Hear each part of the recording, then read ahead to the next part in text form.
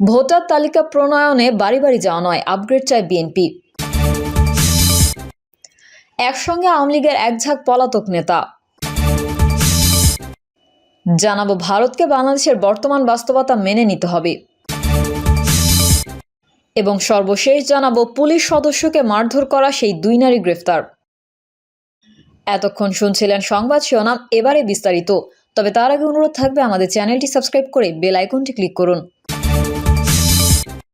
Voter তালিকা প্রণয়নে বাড়ি বাড়ি যাওয়া নয়, আপগ্রেড চায় বিএনপি।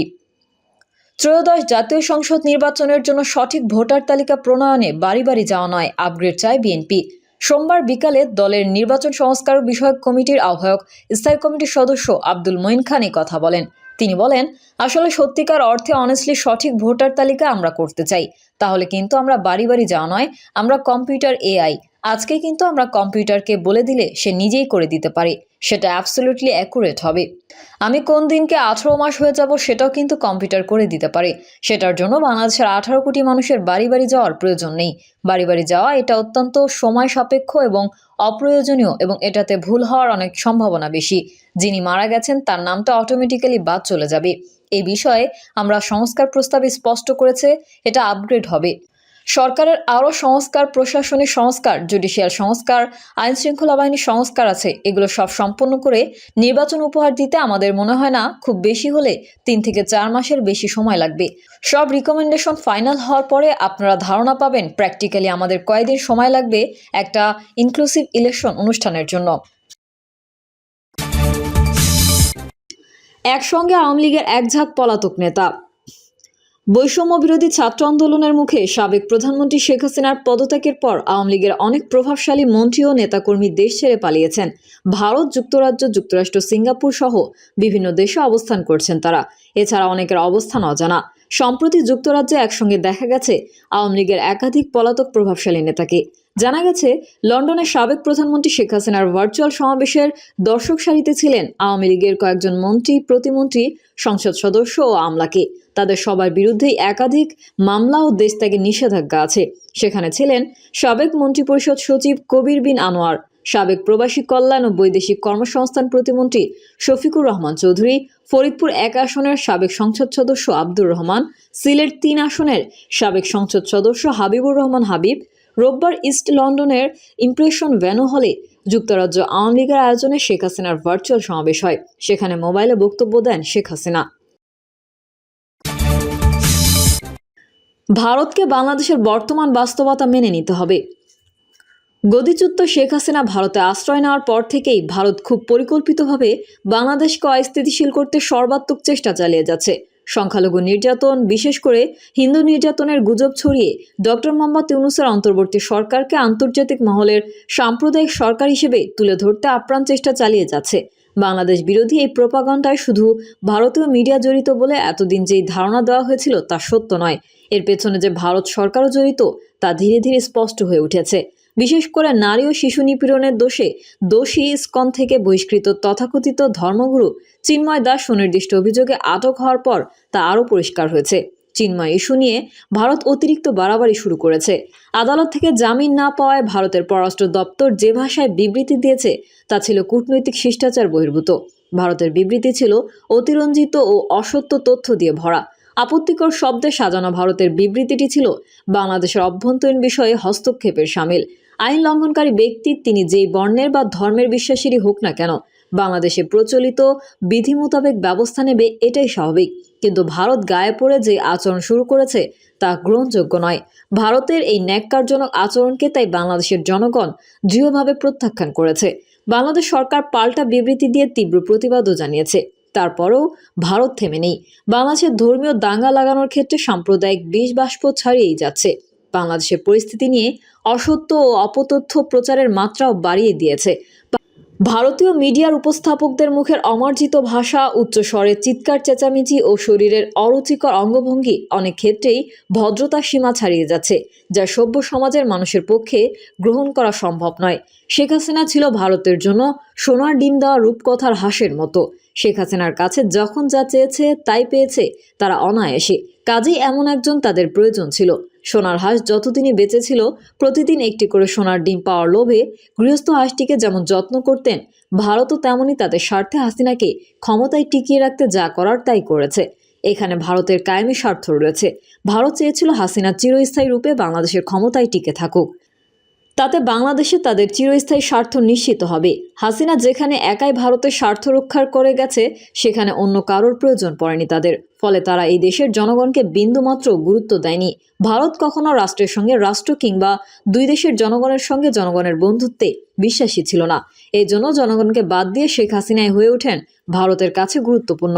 কাজেই সেই সোনার হাঁস হাসিনার এখন আকস্মিক পতন ভারত হজম করবে কি করে? শেখ হাসিনা তাদের যা দিয়ে গেছেন তা এখন অনিশ্চিত হয়ে পড়েছে। তাছাড়া পতন ঠেকাতে ব্যর্থতার জন্য দায়ভারও সে তো দেশের প্রধানমন্ত্রী নরেন্দ্র মোদীকেই নিতে হচ্ছে। এই কারণে বাংলাদেশে হিন্দু নির্যাতনের অসত্য, অপতথ্য ও গুজব ছড়িয়ে সেই দেশের জনগণকে বাংলাদেশের বিরুদ্ধে খেপিয়ে তুলে হাসিনার পতন ঠেকাতে মোদীর ব্যর্থতার অভিযোগ থেকে দৃষ্টি অন্যদিকে ফেরানোর চেষ্টা চলেছে। এই কাজটি অত্যন্ত সার্থকভাবেই করেছে তারা, যার প্রতিক্রিয়া হিসেবে কলকাতা ও মুম্বাইয়ে বাংলাদেশ মিশনের সামনে বিক্ষোভ হয়েছে এবং আগরতলায় বাংলাদেশ মিশন তো রীতিমতো আক্রমণ করে বসেছে। আগরতলার বাংলাদেশ মিশনে প্রবেশ করে ভাঙচুর সহ বাংলাদেশের পতাকায় আগুন দেওয়ার ঘটনাও ঘটেছে। যদিও আন্তর্জাতিক মহলকে শান্ত রাখার জন্য মোদী সরকার 2-3 জন পুলিশ সদস্য ও 6-7 জন উগ্রবাদীকে লোক দেখানো আটক করেছে। 1996 সালে শেখ হাসিনা সরকার প্রতিষ্ঠিত হলে 1997 সালে শান্তি চুক্তি স্বাক্ষরের পর শেষ পর্যন্ত পার্বত্য চট্টগ্রামের সাংঘর্ষিক পরিস্থিতি সীমিত হয়। এবার শেখ হাসিনা ছাত্র জনতার তোপের মুখে দেশ ছেড়ে পালিয়ে যাওয়ার পর ভারত প্রথমেই পার্বত্য চট্টগ্রামকে অস্থিতিশীল করে তোলার চেষ্টা করেছিল। তবে অন্তর্বর্তী সরকারের সময়জিত পদক্ষেপের ফলে পরিস্থিতি নিয়ন্ত্রণে আসে। ভারত সম্ভবত এবার আগের পথে পা বাড়াবে না, কারণ উত্তর পূর্বাঞ্চলের বেশ কয়েকটি রাজ্য নিয়ে ভারত এমনিতেই ঝামেলা আছে। মণিপুরে নাজুক পরিস্থিতি বিরাজ করছে। সম্প্রতি মিজোরামের মুখ্যমন্ত্রী লাল দুমোহা যুক্তরাষ্ট্র সফরকালে ভারতে একটি খ্রিস্টান রাষ্ট্র প্রতিষ্ঠার আহ্বান জানিয়েছেন। লাল দুহমা এই আহ্বান থেকে 1 মাস আগে দিলেও এতদিন তা গোপনে রাখা হয়েছিল। সম্প্রতি ভারতের কিছু স্বল্প প্রচারিত গণমাধ্যমে এই নিয়ে সংবাদ প্রকাশের পর তোলপাড় শুরু হয়ে গেছে। ভারতীয় সংবিধান রক্ষার শপথ গ্রহণকারী একজন মুখ্যমন্ত্রী কতটা মরিয়া হলে এই ধরনের বক্তব্য দিতে পারেন তা সহজেই অনুমেয়। এসব পরিস্থিতি নিশ্চয়ই ভারতের জন্য শুভ লক্ষণ নয়। অতএব এসব কথা বিবেচনা করে ভারত বোধহয় আগের মতো পার্বত্য চট্টগ্রাম নিয়ে বেশি দূর এগোনোর সাহস করবে না। কারণ ভারত জানে পার্বত্য চট্টগ্রাম নিয়ে বেশি বাড়াবাড়ি করলে উত্তর পূর্বাঞ্চলের রাজ্যগুলো নিয়েও তাকে বিপাকে পড়তে হবে। ভারত সরকার, রাজনৈতিক দল এবং সেখানকার এক শ্রেণীর উগ্রবাদী মানুষ বাংলাদেশের সংখ্যালঘুদের নিয়ে যেই এত উচ্চবাচ্য করছে, তারা তাদের নিজ দেশের সংখ্যালঘু মানুষেরই বা কতটুকু নিরাপত্তা দিতে পারছে? ভারত তার নিজের দেশে যেখানে সংখ্যালঘুদের নিরাপত্তা দিতে ব্যর্থ, সেখানে বাংলাদেশ নিয়ে তাদের এত মাথা ব্যথা কেন? একবারও কি নিজেদের প্রশ্ন করে দেখেছে গত 1 দশক ধরে সেই দেশের সংখ্যালঘু মানুষের সঙ্গে তারা কি আচরণ করেছে? 10 বছরে দেশটিতে কমেছে সংখ্যালঘুদের স্বাধীনতা, যা নিয়ে উদ্বেগ প্রকাশ করেছে amnesty international, human rights watch সহ বিভিন্ন আন্তর্জাতিক মানবাধিকার সংস্থা। 2014 সালে বিজেপি ক্ষমতায় আসার পর মুসলিম নিধনের মাত্রা অতীতের সব রেকর্ড ভঙ্গ করেছে। কিছুদিন আগেই ভারতের উত্তরপ্রদেশের সাম্ভালে মুঘল আমলের একটি মসজিদকে ঘিরে ব্যাপক উত্তেজনা ছড়িয়ে পড়লে পুলিশ 3 জন মুসলিমকে গুলি করে হত্যা করে এবং সেই ঘটনায় 30 জনের মতো আহত হন। অতীতে দেশটিতে মুসলিম হত্যার রেকর্ডও ভালো নয়। দেশের বৃহত্তম ধর্মীয় সংখ্যালঘু হওয়া সত্ত্বেও ভারতের মুসলিম সম্প্রদায় প্রায়ই হিন্দু জাতীয়তাবাদীদের দ্বারা সহিংস আক্রমণ ও হামলার শিকার হয়েছে। অতীতে এই আক্রমণগুলো সাম্প্রদায়িক সহিংসতা হিসেবে বিবেচিত ছিল, কিন্তু বাবরি মসজিদ ভেঙে দেওয়ার পরে হিন্দু জাতীয়তাবাদের উত্থানও ঘটে এবং তারপর থেকেই মুসলিমদের ওপর এই আক্রমণগুলো আরও নিয়মতান্ত্রিক হয়ে উঠেছে, যা ধীরে ধীরে রাষ্ট্র অনুমোদিত কার্যক্রমের আকার নিয়েছে। ভারত স্বাধীন হওয়ার পর ধর্মীয় সহিংসতায় এই পর্যন্ত আনুমানিক 17,000 মুসলিম নিহত হয়েছেন। বিজেপি শাসন আমলেই দেশটিতে বেড়েছে মুসলমান কয়েদির সংখ্যা। ভারতের মোট জনসংখ্যার 14.2% মুসলমান হলেও ন্যাশনাল ক্রাইম রেকর্ডস ব্যুরোর তথ্য অনুসারে ভারতের কারাগারে বন্দীদের মধ্যে 19.1% মুসলিম। রাজনৈতিক বিশ্লেষকরা বলছেন নরেন্দ্র মোদী একে একে ঐতিহ্যবাহী ইসলামিক প্রতিষ্ঠানগুলো ধ্বংসের নোংরা খেলায় মেতেছেন। বাবরি মসজিদের পর এখন আবার মোদীর আজমির শরীফের উপর চোখ পড়েছে। শুধু মুসলিমই নয়, ভারতের অন্যান্য ধর্মাবলম্বী মানুষও নিরাপদে নেই। মণিপুরে চলছে সংখ্যালঘু নির্যাতন। গত বছরেই 2 কুকি নারীকে প্রকাশ্যে বিবস্ত্র করে শ্লীলতাহানি করা হয়েছে রাজ্যটিতে। দাঙ্গায় প্রাণ যায় প্রায় 300 মানুষের। ভারত নিজেদের ধর্মনিরপেক্ষ রাষ্ট্র দাবি করলেও কট্টরবাদী হিন্দু নরেন্দ্র মোদী দেশটিকে হিন্দু রাষ্ট্রে পরিণত করতে তোড়জোড় করছেন। বাংলাদেশের বিরুদ্ধে ভারত যে আগ্রাসী মনোভাব প্রকাশ করছে তা বন্ধুত্বপূর্ণ সম্পর্কের জন্য ভালো নয়। প্রশ্ন হচ্ছে, বাংলাদেশের বর্তমান রাজনৈতিক পরিস্থিতির প্রেক্ষাপটে ভারত কি সত্যিই বাংলাদেশের সঙ্গে ভালো সম্পর্ক গড়ে তুলতে চায়? ভারত যদি সেই ইচ্ছা পোষণ করে, তাহলে অভ্যন্তরীণ বিষয়ে নাক না গলিয়ে বাংলাদেশের বর্তমান বাস্তবতাকে তাদের মেনে নিতে হবে। ভারতকে মনে রাখতে হবে, বাংলাদেশের উপর সর্বাত্মক চাপ সৃষ্টি করেও তাদের কোনো ইচ্ছার প্রতিফলনই এখানে ঘটতে পারবে না। ভারতকে এও মনে রাখতে হবে, এদেশের মানুষ রক্তক্ষয়ী মুক্তিযুদ্ধের মাধ্যমে দেশকে স্বাধীন করেছে। আমাদের স্বাধীনতায় ভারতের যতটুকু অবদান আছে তা আমরা অবশ্যই কৃতজ্ঞতার সঙ্গে স্মরণ করব। তার মানে এই নয়, শেখ হাসিনা এতদিন ভারতকে যে অন্যায্য সুবিধা দিয়ে গেছে, বাংলাদেশের জনগণ নিজেদের স্বার্থ জলাঞ্জলি দিয়ে তা মেনে নেবে। এই লেখাটি যেদিন প্রকাশ হবে সেদিন ঢাকায় 2 দেশের পররাষ্ট্র সচিব পর্যায়ের মিটিংও শুরু হবে।